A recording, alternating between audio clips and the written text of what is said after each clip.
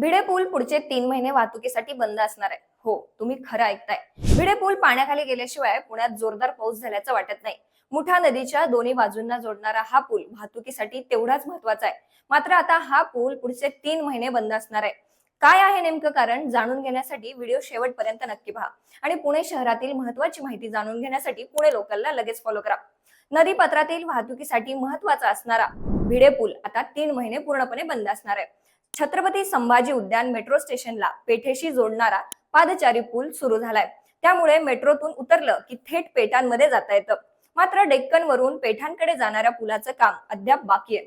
Deccan Gymkhana metro स्टेशनला जोडणारा पादचारी पूल भिडे पुलावरून बांधला जातोय. त्यासाठी 9 जून 2026च्या रात्री 12 वाजल्यापासून ते थेट 5 सप्टेंबर 2026 पर्यंत म्हणजे जवळपास 3 महिने भिडे पूल बंद असणार आहे. भिडे पूल बंद असला तरीही नदीपात्रातील रस्ता पूर्णपणे सुरू राहणार आहे. याशिवाय भिडे पुलावरून प्रवास करणाऱ्यांसाठी लकडी पूल, बालगंधर्व पूल आणि झेड ब्रिज या पर्यायी मार्गांचा वापर करू शकता, असं पुणे मेट्रोकडून सांगण्यात आलंय. हा नवीन पादचारी पूल झाला की नारायणपेठ, शनिवार पेठ आणि लक्ष्मी रोडच्या लोकांना तसेच विद्यार्थ्यांना डेक्कन मेट्रो स्टेशनला जाणं अगदी सोपं होणार आहे. काम लवकरात लवकर पूर्ण होण्यासाठी मेट्रोकडून हा निर्णय घेण्यात आलाय.